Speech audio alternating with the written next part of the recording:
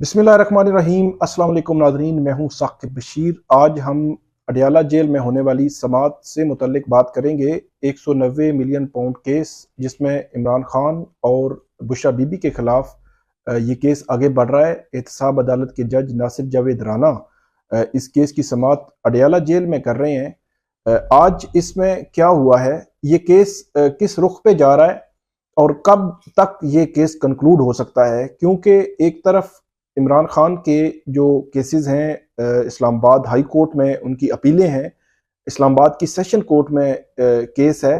तो इस केस में जैसे जैसे ये अपीलें आगे बढ़ रही हैं, ऐसे लगता है कि अगर इन अपीलों में और जो सेशन कोर्ट में केस है वहाँ से अगर कोई रिलीफ मिलता है तो 190 मिलियन पाउंड केस का फैसला भी उन्हीं दिनों में आ सकता है। आज की समात से मुतल्लिक आपको बताएंगे और अब तक ये केस कहां तक पहुंचा है।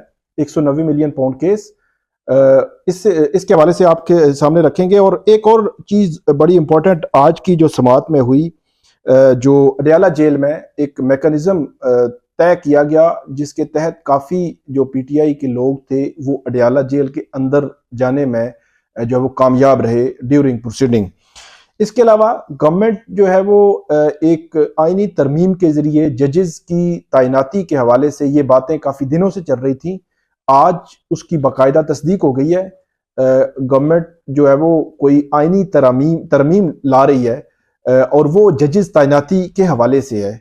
अभी तक उसका कोई मसवदा सामने नहीं आया। जो डिस्कस हो रहा है और जिस तरह की बहस चल रही है इस पे हम जो है वो बात करेंगे, क्योंकि इसके साथ जुड़ी काफ़ी जो है वो चीज़ें हैं और ख़ास तौर पर जो 2/3 मेजॉरिटी है पार्लियामेंट में गवर्नमेंट को, फिर मखसूस नशिस्तों का केस 8 मई को फिक्स हो गया है। ये काफ़ी जो है वो चीज़ें आपस में जुड़ी हुई हैं। इस सारे तनाजुर पे हम जो है वो बात करेंगे। एक तो आज अडियाला जेल में नासिर जावेद राना उन्होंने समात की और वहाँ पे जो गवाह हैं उन गवाहों के बयानात भी हुए हैं। मजमूई तौर पर इसमें 26 गवाहों के बयानात हो चुके हैं, जिनमें से 16 गवाहों के बयानात पर जिरा भी हो चुकी है। लेकिन आज इसमें डेवलपमेंट ये हुई है कि 10 गवाह जो है वो विड्रॉ कर लिए हैं। प्रोसिक्यूशन ने, नैब ने 10 गवाह जो है वो विड्रॉ कर लिए हैं, तो टोटल 59 है। तो उसमें आप अंदाजा लगा लें कि 26 गवाहों के बयानात हो चुके हैं, 10 उन्होंने विड्रॉ कर लिए हैं, तो टोटल 36 गवाह जो है वो आप रफली कह सकते हैं, आप ये कह सकते हैं, या फिर 59 से 49 हो गए हैं। तो ये तकरीबन 13 गवाह जो है वो रह गए हैं जिनके बयानात होने हैं और तकरीबन 23 हैं जिन पे जिरा होनी है। तो ये केस बड़ा तेजी से आगे बढ़ रहा है। ऐसे लग रहा था कि 59 गवाह जो है कई माह लग जाएंगे इस केस को कंक्लूड होते हुए, लेकिन अब जिस तेजी के साथ ये केस आगे बढ़ रहा है, जिस तेजी के साथ गवाहों के स्टेटमेंट्स हो रही हैं और ख़ास तौर पर इस हफ्ते 2 समातें हुई हैं, बाज़ औक़ात एक हफ्ते में एक, बाज़ औक़ात 2 समातें हो रही हैं। तो उस लिहाज से ये केस मुनफरिद एक लिहाज से इसलिए भी है कि इस्लामाबाद की एहतसाब अदालत में काफ़ी जो है वो बड़े केसेस, अहम ट्रायल ज़ेरे इल्तिवा हैं, जिनमें 1 माह या मैक्स 2 माह की तारीखें भी पड़ती हैं। लेकिन ये वो ट्रायल है जिसमें हर हफ्ते एक समात तो होनी ही होनी है, 2 समातें भी हो रही हैं। जिस तरह इस वीक में भी 2 समातें हुई हैं, जिस तरह एक मंडे या ट्यूसडे को थी और आज एक फ्राइडे को जो है वो हेयरिंग हुई है। तो इसलिए आप रफली ये कह सकते हैं कि जिस तेजी के साथ ये केसेस आगे बढ़ रहे हैं, दूसरी तरफ जो अपीलें हैं, साइफर केस की अपील है या इद्दत केस में जो अपील है, या जो 6 केसेस हैं यहाँ पे इस्लामाबाद की सेशन कोर्ट में इमरान खान की जमानतें हैं, इसी तरह लाहौर में कुछ जो है वो जमानतें हैं। तो ये केस आप ये कहें कि इनमें जमानतें होना या अगर रिलीफ मिलने की सूरत में जितना टाइम लग सकता है, इतना ही टाइम उस ट्रायल को कंक्लूड होने में लग सकता है। इस ट्रायल में एक अहम बात यह भी है कि इसमें जो काबीना डिवीजन के भी कुछ गवाह शामिल हैं। इसके अलावा साबिक जो काबीना थी, जो साबिक वज़ीर-ए-आज़म इमरान खान की जो काबीना थी, उनमें से परवेज खटक हैं, इसके अलावा जुबैदा जलाल हैं और नदीम अफजल चंद हैं। अगरचे नदीम अफजल चंद इस हवाले से जब ये नैब ने गवाहों की लिस्ट जमा करवाई थी तो उस हवाले से वो बड़ा वाज़े अंदाज में ये कह चुके हैं कि वो किसी भी सियासतदान के खिलाफ कोई स्टेटमेंट नहीं देंगे। इसके बावजूद भी आज 10 गवाह जो है प्रोसिक्यूशन ने अपनी लिस्ट में से निकाले हैं कि वो इन 10 गवाहों की बयानात नहीं रिकॉर्ड करवाएंगे। इसके बावजूद इन गवाहों की लिस्ट में ये 3 नाम परवेज खटक, जुबैदा जलाल और नदीम अफजल चंद जो है वो इस वक्त भी मौजूद हैं। इसका मतलब ये हुआ कि अभी भी प्रोसिक्यूशन ये समझ रही है कि वो इनके बयानात भी करवाएंगे और आगे चलकर इनके बयानात जो है वो हो भी सकते हैं। लेकिन उसमें अल्टीमेटली नदीम अफजल चंद का जिस तरह का मौकफ है कि वो नहीं जाएंगे, अगर वो नहीं जाएंगे, नहीं चाहेंगे तो फिर नहीं जाएंगे। अगर जाके भी उन्होंने कोई और स्टेटमेंट दे दी, कोई ऐसी स्टेटमेंट दे दी जो प्रोसिक्यूशन के मौकफ को सपोर्ट ना करे, जिस तरह हमने देखा आजम खान की स्टेटमेंट जिस तरह हुई, आजम खान 22 ग्रेड के जो है वो ब्यूरोक्रेट हैं थे, जो प्रिंसिपल सेक्रेटरी थे प्राइम मिनिस्टर के, किसी भी ब्यूरोक्रेसी में टॉप जो है जगह वहां पे वो तैनात रहे और उसके बाद हमने देखा कि अचानक वो लापता हो गए। उनकी लापता होने पे एक एफआईआर हुई। एफआईआर के बाद हर समात पे इस्लामाबाद पुलिस ये रिपोर्ट देती रही कि आजम खान जो है वो मिल नहीं रहे, उनके कुछ पता नहीं कहाँ पे हैं। वो फिर अचानक आए, अचानक 164 का बयान दिया, अचानक ही जो है वो मुल्जमान की लिस्ट से निकलकर गवाह बन गए। फिर वो सब ने देखा कि जब वो स्टेटमेंट देने कोर्ट के सामने पहुंचे तो उनकी जो कोर्ट के सामने बयान था वो और 164 के बयान में जमीन आसमान का फर्क था। एक बहुत ही इंपॉर्टेंट अहम पॉइंट जो साइफर केस में जो प्रोसिक्यूशन के वर्जन को सपोर्ट कर सकता था, जो 164 के बयान में आजम खान ने बात की थी कि इमरान खान ने जो 27 मार्च 2022 का जो जलसा था परेड ग्राउंड में, उसमें एक कागज जो जेब से निकाल के लहराया था। 164 के बयान में आजम खान ने कहा था कि वो साइफर की कॉपी थी, लेकिन जब वो कोर्ट के सामने गए तो इस बयान से मुनहरिफ हो गए, जिसकी वजह से प्रोसिक्यूशन के केस को काफी नुकसान पहुंचा। उन्होंने कहा कि मुझे नहीं मालूम कि वो क्या था, वो एक सादा कागज नजर आ रहा है लेकिन मुझे नहीं मालूम कि कॉपी थी या नहीं थी।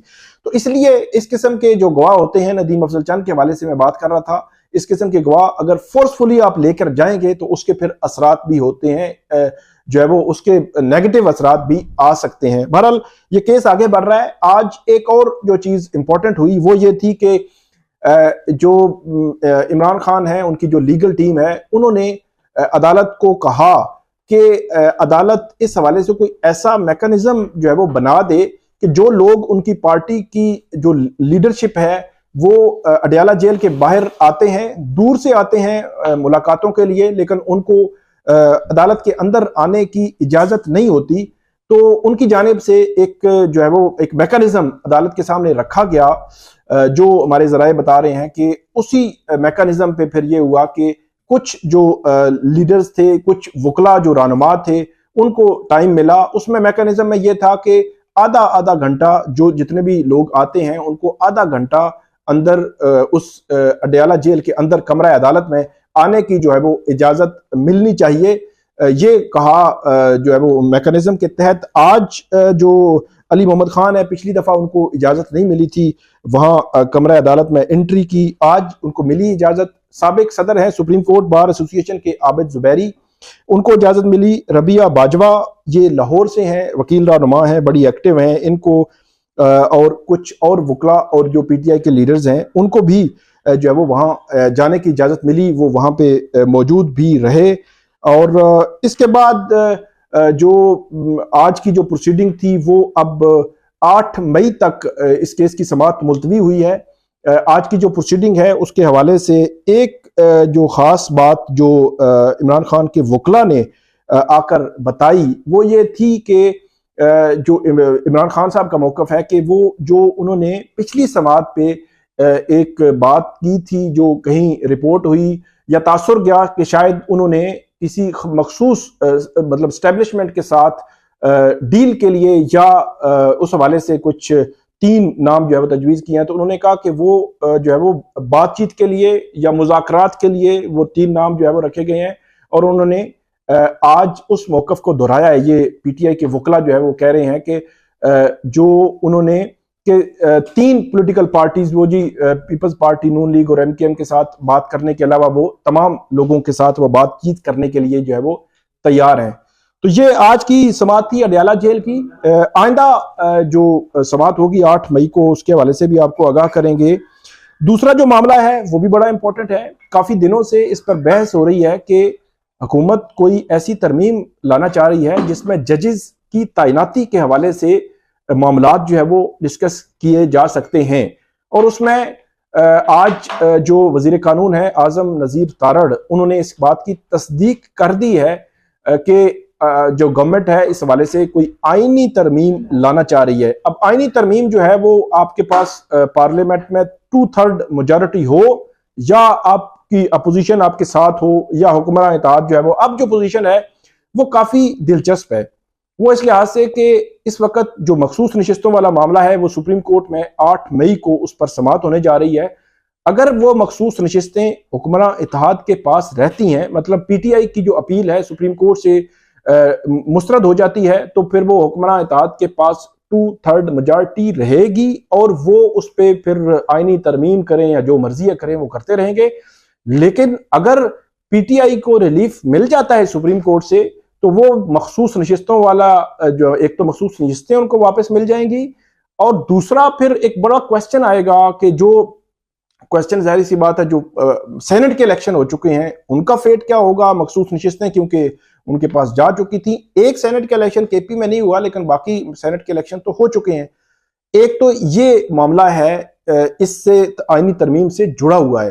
फिर आईनी तरमीम में 2 चीजें बड़ी इंपॉर्टेंट है। नंबर 1 कि जो चीफ जस्टिस हैं, सीजेपी हैं, चीफ जस्टिस पाकिस्तान, उनके हवाले से ये चल रहा था कि उनको शायद जो है वो कोई एक्सटेंशन के हवाले से गवर्नमेंट जो है वो सोच रही है आईनी तरमीम के जरिए। तो वो एक्सटेंशन तो डायरेक्टली तो जाहिर सी बात नहीं दी जा सकती। उसका तरीकाकार ये बताया गया था कि शायद जो जजेस की रिटायरमेंट की उम्र है वो 3 साल बढ़ा दी जाए, तो उससे ये होगा कि तमाम जजेस को इक्वली उनकी उम्र बढ़ जाएगी रिटायरमेंट की, और उसका फायदा बेनिफिशियरी भी हो जाएंगे। और ऐसे होगा कि किसी सिंगल बंदे के लिए या स्पेशल कोई लॉ नहीं लाया गया, बल्कि जनरल नेचर की एक आईनी तरमीम आई है। एक बात तो ये बहस हो रही है, अभी तक मुसवदा नहीं आया, गवर्नमेंट का कोई इस वाले से मौकफ नहीं आया, लेकिन बहस बहरहाल हो रही है। दूसरी जो चीज है इंपॉर्टेंट है उसमें, वो ये है कि जो चीफ जस्टिस हैं हाई कोर्ट्स के, उनमें 5 नाम जो है, उन नामों में से एक को सिलेक्ट किया जाएगा या ऐसी कोई तरमीम कर ली जाए। पहले ये होता है कि जो भी सीनियर होता है वो चीफ जस्टिस हाई कोर्ट का बन जाता है। तो इस किस्म की भी तरमीम के हवाले से खबरें गर्म हैं, बहस हो रही है। लेकिन इस तरमीम में मैं ये समझता हूं कि इसमें फिर ये होगा कि पहले 5 टॉप के जो जज होंगे हाई कोर्ट के, वो चीफ जस्टिस बनने के लिए फिर उनको लॉबिंग करनी पड़ेगी। फिर उनको क्या सुप्रीम कोर्ट को खुश रखना पड़ेगा, क्या हुकूमत को खुश रखना पड़ेगा। तो ये फिर अगर वो सर्व करेंगे सुप्रीम कोर्ट के लिए या अपनी चीफ जस्टिस के लिए, तो फिर क्या वो जो उन्होंने आइन और कानून के तहत अपना जो काम करना है, जिसका हलफ उन्होंने ले लिया, उस पर भी हरफ आएगा। तो ये एक अलग से एक डिस्कशन है कि अगर 5 में से आपने सिलेक्शन करनी है, तो वो तो एक बड़ी पिक एंड चूज भी हो सकता है कि हो सकता है चीफ जस्टिस पाकिस्तान को एक बंदा जो है वो हाई कोर्ट का जज पसंद ना आ रहा हो, लेकिन वो एलिजिबल हो चीफ जस्टिस बनने के लिए, और वो चीफ जस्टिस ना बन सके। ये भी फिर सवाल आएगा। फिर अकरबा परवरी का भी सवाल आ सकता है, फिर पॉइंट ऑफ व्यू का भी क्वेश्चंस होते हैं। तो बहुत सारी चीजें हैं। ये चीजें जैसे जैसे बाहर आएंगी लेजिस्लेशन, कानून साजी के हवाले से आईनी तरमीम अगर गवर्नमेंट करना चाह रही है, तो यकीनी तौर पर वो बड़े पैमाने पर इस पे डिस्कशन करेंगे, और उस डिस्कशन में जो अपोजिशन है उसको भी हिस्सा बनाएंगे, ताकि आईनी तरमीम तो एक मुस्तकिल बुनियादों पर आप कर रहे होते हैं, फिर उस पर पूरा एक स्ट्रक्चर बनना होता है। तो देखा यह गया है कि कोई भी कानून साजी जब कोई गवर्नमेंट करती है, पीटीआई की गवर्नमेंट में भी हमने देखा कि जब वो हुकूमत में आते हैं तो जो अपोजिशन वाला जो उनका दर्द है वो खत्म हो जाया करता है। जिस तरह आजकल हम पीटीआई को देख रहे हैं, ये हो सकता है कल जब नून लीग की ये पोजीशन थी, तो जब वो हुकूमत में आए तो वो सारा कुछ भूल गए कि किस किस्म की कानून साजी करनी है, किस किस्म की नहीं करनी। पीकार्ड तरमीमी ऑर्डिनेंस पीटीआई लेकर आई थी, वो सोशल मीडिया पर कदगने पाबंदियां लगाने का सोच रही थी, लेकिन बाद में उनको जब ख्याल आया, जब हुकूमत गए कि इस किस्म की जो है वो कानून साजी उन्हीं के गले पड़नी थी। 2016 में पीका जो है वो एक्ट नून लीग लाई और उसके बाद 2019-20 में उन्होंने भुगता। तो आज कल फिर जो है वो उस किस्म की कानून साजी जो है वो करना चाह रही है मुस्लिम लीग नून और हुक्मरान इत्तेहाद। तो इसमें बात यह है कि आप बड़े पैमाने पर मुशावरत करें ताकि चीजें बेहतर, इस सोसाइटी के लिए बेहतर हों, सिस्टम के लिए बेहतर हों, सिस्टम को मजबूत करें, ना कि आप जो है वो पर्सनल इंटरेस्ट के लिए और जो है वो मुख्तसर दौरानिये के मफाद के लिए जो है वो कोई ऐसी कानून साजी कर लें, ये जो है वो नुकसानदेह होगी। तो ये आज के हमारे 2 मौज़ूआत थे जिन पे हमने बात की। इस पे आप हमें फीडबैक दीजिएगा, कमेंट कीजिएगा। बहुत शुक्रिया।